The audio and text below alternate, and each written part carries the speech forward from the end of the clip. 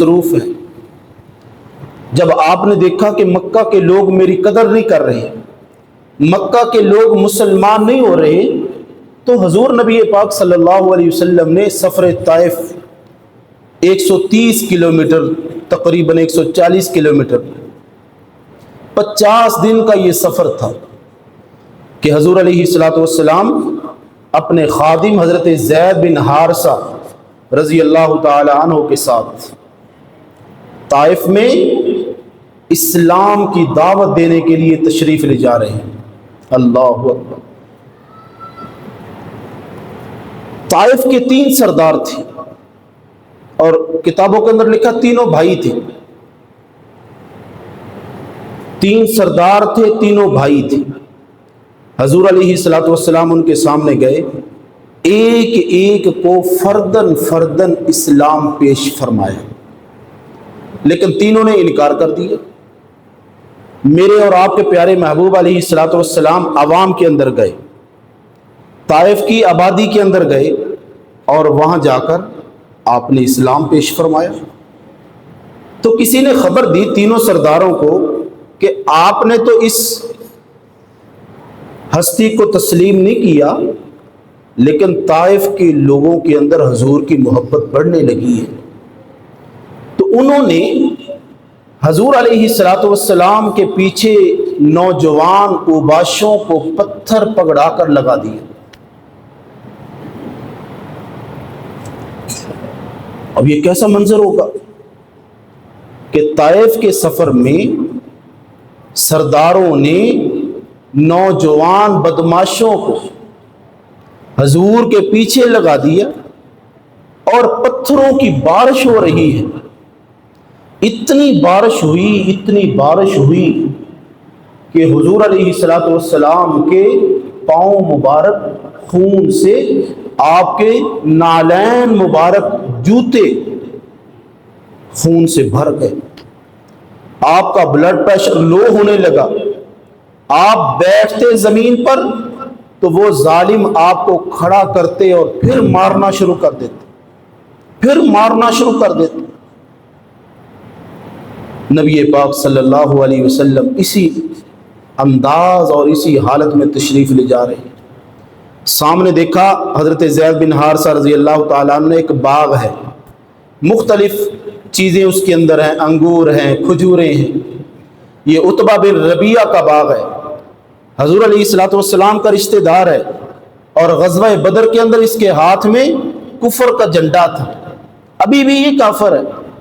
تو حضرت زید بن حارثہ نے جب دیکھا نا کہ اللہ کے نبی صلی اللہ علیہ وسلم کی حالت بہت خراب ہو گئی ہے، خون بہہ رہا ہے، تکلیف بہت ہے، تو اسی باغ میں تشریف لے گئے، ایک درخت کے نیچے آرام فرما ہوئے۔ تو عتبہ بن ربیعہ نے جب دیکھا نا، تو دشمن ضرور تھا لیکن خونی رشتہ دار تھا، اس کو ترس آیا، اس نے اپنے ہاتھوں سے انگور کے خوشے اتارے، پلیٹ میں سجائے، اور اپنے خادم سے کہا، عداس جاؤ، جا کر رسول اللہ کی خدمت میں یہ پھل پیش کرنا، اور انہیں یہ پیغام دینا کہ یا رسول اللہ، آپ کو رشتہ داری کی قسم میرے یہ انگور آپ قبول فرما لیں۔ آپ کے سامنے پلیٹ آئی، حضور علیہ السلام نے اس دین کے پہنچانے کا حق ادا کر دیا۔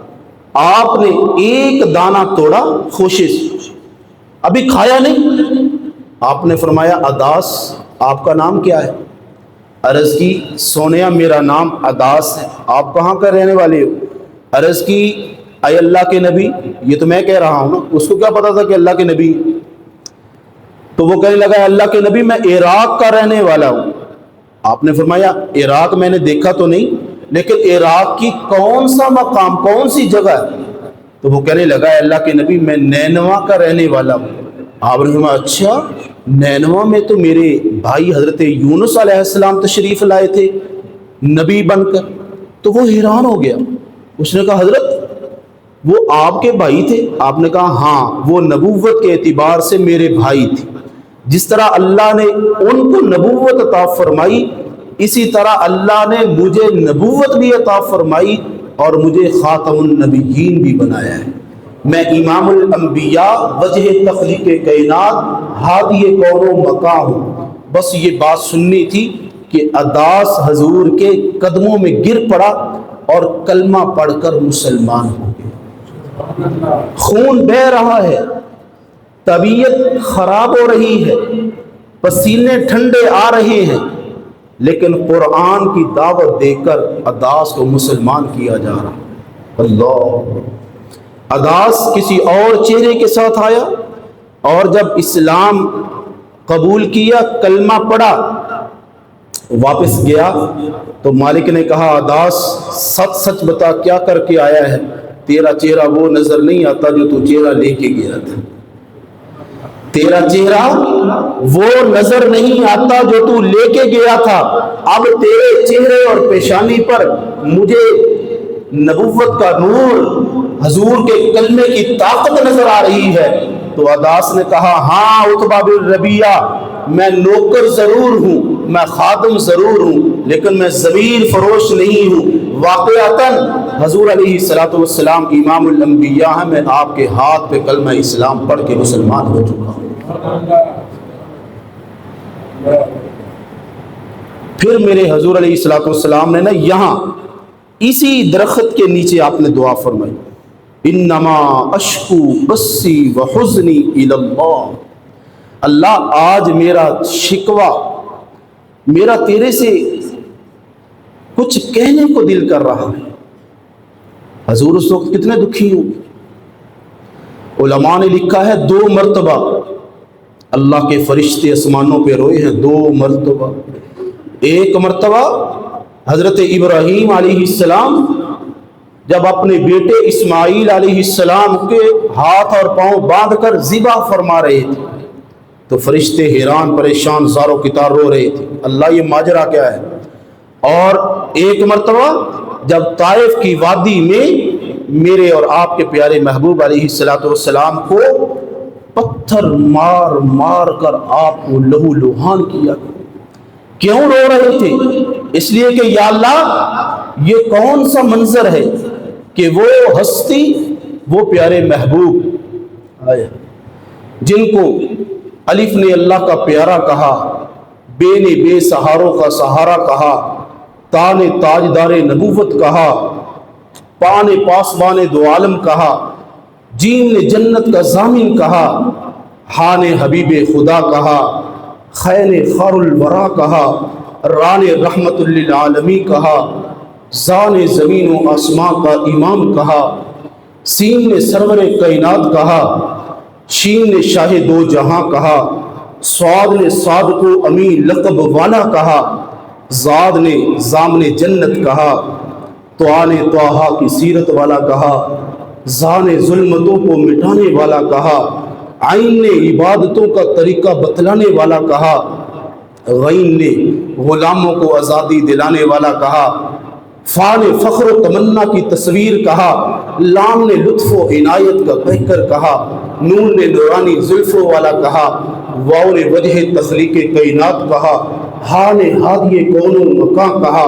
ہاں ہاں یا اللہ یہ وہ ہستی ہے جن کو تو یاسین والقرآن الحکیم انک لمن المرسلین کہے۔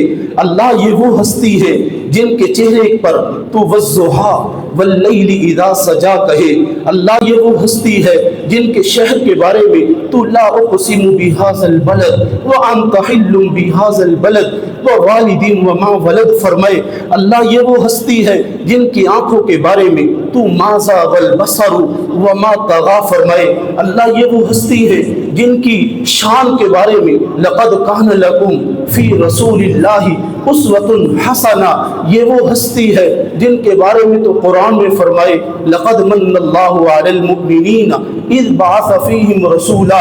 ہاں اللہ یہ وہ ہستی ہے جن پر پتھروں کی بارش ہو رہی ہے، ان کو تو یا ایھا المزمل کہتا ہے، ان کو تو یا ایھا المدثر کہتا ہے۔ ہاں ہاں اللہ یہ وہ ہستی ہے جن کے بارے میں تیرا اعلان ہے کہ قیامت کے دن آدم سے لے کر عیسیٰ روح اللہ تک ہر نبی نفسی نفسی کہے گا۔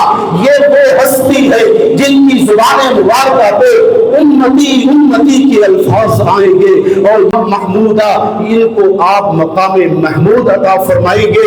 یہ وہ اتنی پاورفل ہستی ہے، اللہ یہ ہستی کے بارے میں آپ یہ ارشاد فرمائیں گے، اے نبی ساری کائنات کی بیوٹی ہے کہ وہ اپنے رب کو راضی کرے، اور میرے رب کی یہ بیوٹی ہے وَلَسَوْفَ يَرْضَىٰ، میں اپنے محبوب کو راضی کر کے دوں گا۔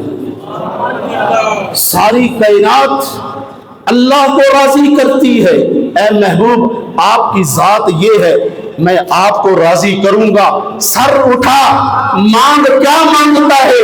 وہاں میرے آقا نے فرمایا میرے صحابہ میں اللہ سے مانگوں گا اللہ میری امت کے حساب و کتاب میں آسانی والا معاملہ فرما۔ رشتے روئیں گے کہ یا اللہ وہ نبی جن کے ذکر کے بارے میں آپ فرمائیں الم نشرح لک صدرک، اس کے سینے کی قسم ہے، وہ نبی جن کے بارے میں آپ فرمائیں والتین والزیتون وطور سینین وہذا البلد الامین، اے اللہ یہ وہ نبی ہیں جن نبی کے بارے میں آپ فرمائیں اقرأ بسم ربک الذی خلق خلق الانسان من علق اقرأ وربک الاکرم الذی علم بالقلم، اللہ یہ وہ پیارا نبی ہے جس نبی کے بارے میں آپ قرآن میں فرمائے انا اعطیناک الکوثر فصل لربک وانحر ان شانئک هو الابتر، اے نبی یہ مشرکین مکہ آپ کو یوں فرماتے ہیں کہ آپ کی مذکر اولاد نہیں، یا رسول اللہ آپ نے گھبرانا نہیں، یہ مشرکین مکہ ختم ہو جائیں گے، قیامت کی صبح تک اگر اولاد رہے گی وہ جناب رسول اللہ کی روحانی اولاد موجود ہوگی۔ یہ فرشتے رو رہے ہیں کہ یا اللہ وہ نبی جن کا اتنا ذکر اتنی شان، آج پتھروں کی بارش طائف کے میدان میں، اللہ وہاں حضرت جبریل امین آئے، اور حضرت جبریل امین کے ساتھ توجہ، حضرت جبریل امین کے ساتھ ملک الجبال فرشتوں کا، پہاڑوں کا فرشتہ، آواز آئی دھڑم، یہ وہ فرشتہ ہے پہاڑوں والا فرشتہ، زمین میں پہلی مرتبہ آیا، پہلی مرتبہ۔ حضرت جبریل امین عرض کرتے ہیں یا رسول اللہ میں تو آتا رہتا ہوں، ان سے پوچھیے یہ کیوں آئے ہیں، ان سے پوچھیے یہ کیوں آئے ہیں؟ تو میرے آقا نے فرمایا آپ کیوں آئے ہیں بھائی، آپ کون ہیں؟ تو وہ فرشتہ عرض کرتا ہے سونیا میں ملک الجبال ہوں، میں پہاڑوں کا فرشتہ ہوں، اللہ کے حکم سے آیا ہوں، طائف کے لوگوں نے پتھر مار مار کر آپ کا جسم لہو لہان کر دیا، آپ انگلی کا اشارہ فرمائے میں اللہ کی حکم سے دونوں پہاڑوں کو ملا کر ان کو نیست و نابود عبرت کا نشان بنا دوں۔ وہاں میرے اور آپ کے پیارے محبوب علیہ الصلوۃ والسلام نے کیا خوبصورت جواب ارشاد فرمایا، آپ نے جبریل جا اللہ کو میرا پیغام دینا کہ اللہ آپ کے محبوب آپ کو سلام پیش کر رہے ہیں اور بڑے خوش ہیں، اور یہ دعا کر رہے ہیں، اور یہ دعا کر رہے ہیں کہ اللہ میں رحمت للعالمین بن کے آیا ہوں، اگر آج یہ لوگ میرے پہ ایمان نہیں لے کے آئے، ان کی آنے والی نسلوں میں رسول اللہ کا کلمہ پڑھنے والے لوگ ضرور پیدا ہوں گے، ان کو ہدایت عطا فرما۔